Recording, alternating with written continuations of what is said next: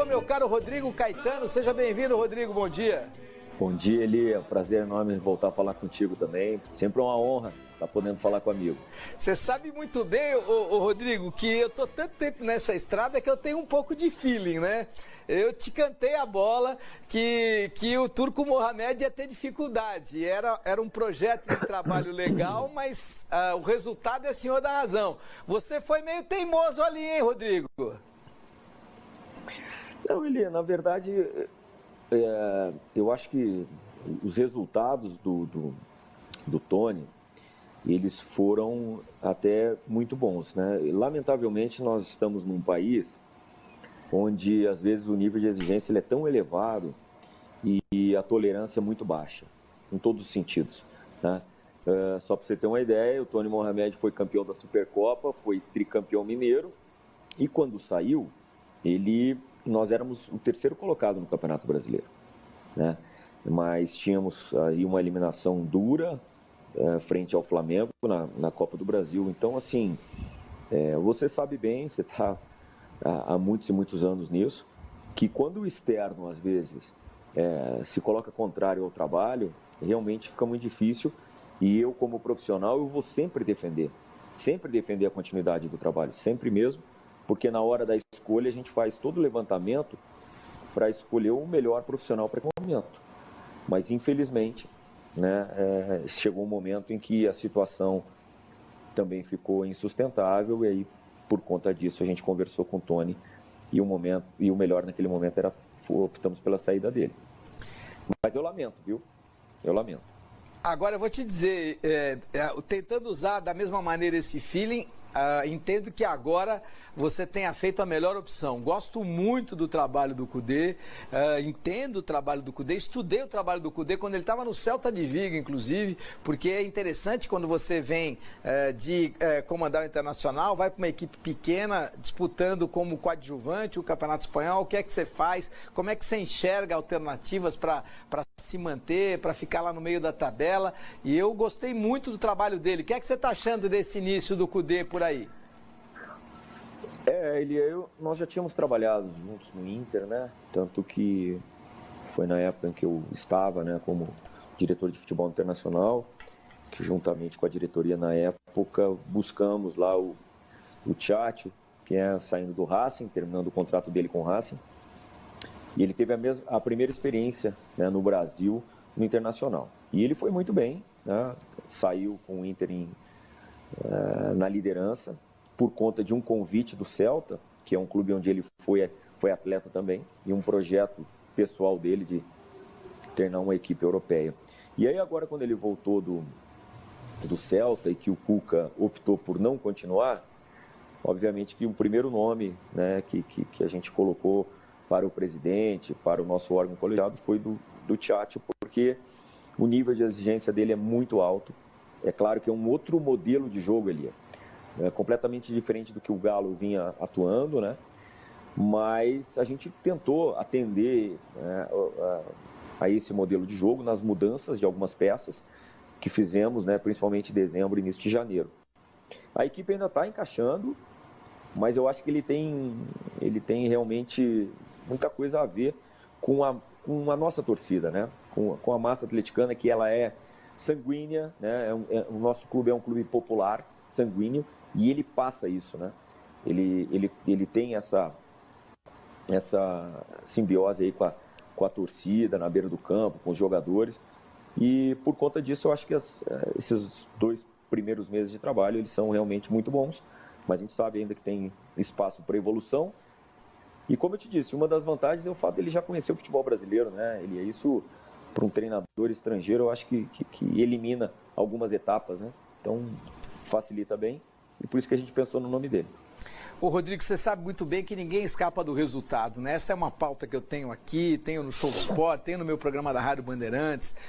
Por quê? Porque se eu não der resultado, o que eu cobro do treinador, o que eu cobro da estrutura do clube, da possibilidade daquele clube atingir resultado de acordo com o seu tamanho, porque não adianta você ter tamanho para chegar em quinto e querer ser campeão, você tem tamanho para chegar em quinto, chega em quinto, se der tudo certo, chega em quarto. O que você não pode é chegar em oitavo.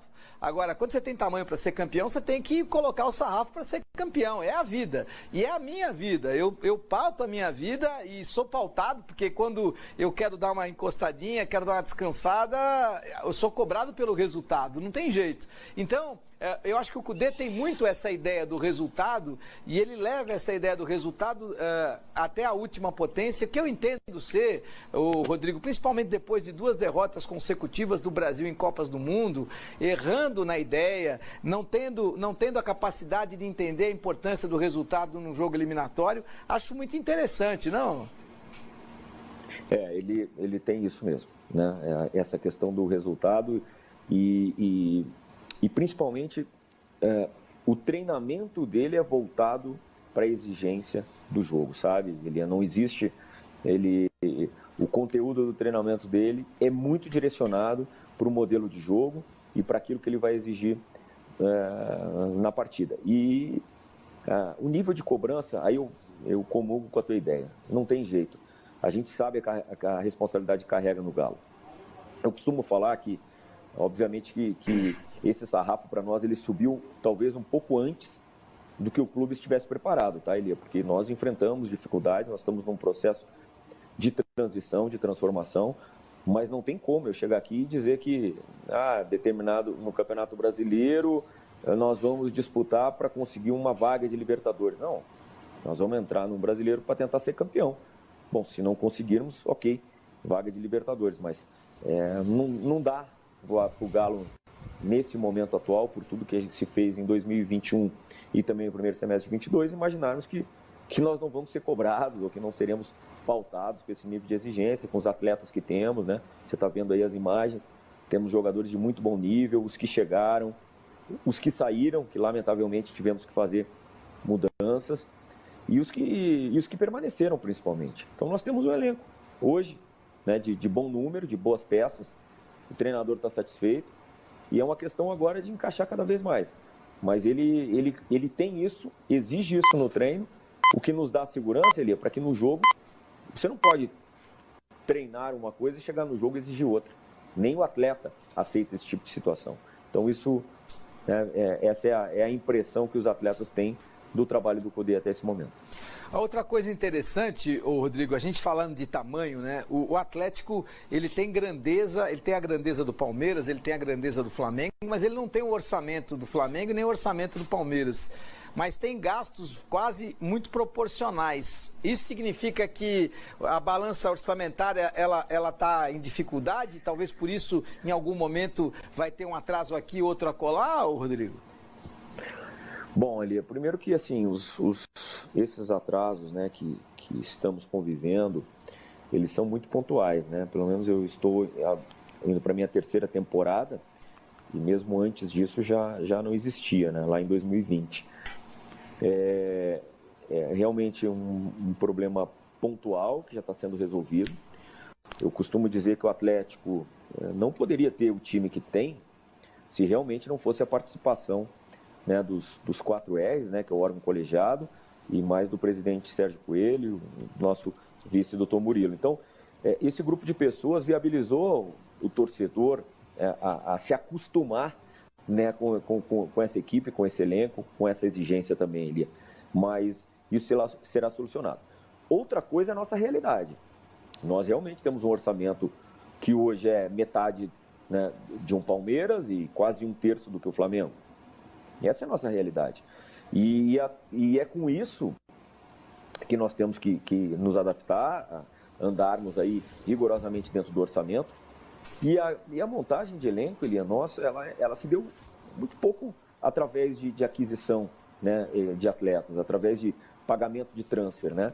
Muito mais nós atuamos, né, com atletas em fim de contrato, realizando um pré-contrato, que aí você tem condições de elaborar um modelo de negócio onde você vai diluir esse investimento ao longo do período do contrato do atleta, porque é óbvio que você não tem esse valor muito onerado se você tratar diretamente com o atleta e com o seu agente. Se você realmente tiver ainda que pagar o transfer, bom, muitas dessas negociações, muitos desses atletas que aqui chegaram, seriam praticamente operações inviáveis naquele momento. Então é dessa forma que a gente vem atuando e esperando, claro, sempre que é uma obrigação nossa, diminuir a despesa e aumentar a receita. Isso que a gente espera, né, Elia, com a chegada da Arena MRV, porque a gente crê mesmo que vamos conseguir potencializar as receitas do clube com o nosso novo estádio, para que possamos talvez chegar mais próximos, né, desses adversários, Corinthians, enfim, São Paulo e outros que arrecadam nesse momento mais do que o Galo, mas eu acho que a gente vem andando bem e por isso que muitas vezes nós temos que vender atletas, lamentavelmente o torcedor não quer isso, eu como diretor de futebol não desejo isso, né, mas enfim, eu tenho que cumprir o orçamento que me é passado e muitas das vezes a gente tem que fazer movimentos que não são tão populares, mas que são necessários. E olha, vou te dizer, acompanhei muito de perto o turnover do Palmeiras, a grande mudança do Palmeiras, que começou com certeza com o Paulo Nobre, acertando a questão financeira, mas o grande ponto foi a construção do Allianz Parque. A partir do momento que o Allianz Parque chegou, o Palmeiras deu um salto muito grande, porque o orçamento começou a ser muito ampliado por conta das receitas que chegam 2 vezes por semana, às vezes 1 vez por semana, mas é impressionante, porque o Allianz colocou o Palmeiras num outro patamar. Como é que tá a vida aí na Colômbia, ô Rodrigo? Como é que tá o time para jogar contra o Milionários? Como é que você encaixa aí esse Atlético Mineiro para esse momento de início de Copa Libertadores? Pois é, Eli, a gente, até o momento, também uma ideia em conjunto com a comissão técnica foi de dar minutagem a todo o elenco, né? Nós rodamos bastante o elenco entre o estadual e os 2 primeiros jogos com o Carabobo. A gente chega bem, a verdade é essa, tirando os jogadores lesionados já do ano passado, que é o caso do Kardec, do Igor Rabelo e do Arana. Tivemos a baixa, óbvio, do Zarate, que teve um problema pessoal, mas todos os demais em condições.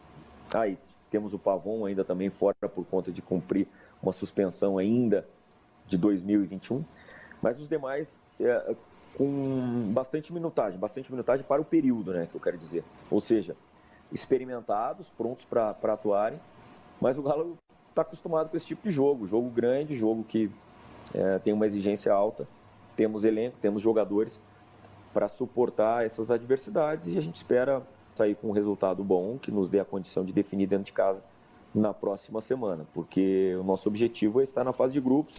Respeitamos demais a equipe do Milionários, assim como fizemos com o Carabobo, mas o nosso projeto e para o nosso elenco e para a nossa necessidade é confirmar nossa vaga na fase de grupos e aí ver o que nos espera lá na frente. Mas temos 2 decisões pela frente e nós vamos encarar elas uma de cada vez e com as especificidades do jogo, entendeu, Elia? Porque jogar fora de casa aqui tem um pouco de altitude, né? Estamos falando aí de 2.600 aqui em Bogotá. Espero que nossos atletas se adaptem o mais rápido possível a esse tipo de adversidade. Grande abraço, meu caro Rodrigo Caetano. Muito obrigado aí pela sua participação. Obrigado, Eli. Obrigado. Prazer enorme falar contigo e obrigado também por aprender, porque esse tipo de entrevista, essa troca aí, ela realmente me traz muito aprendizado também, viu? Obrigado de coração. Parabéns pelo programa.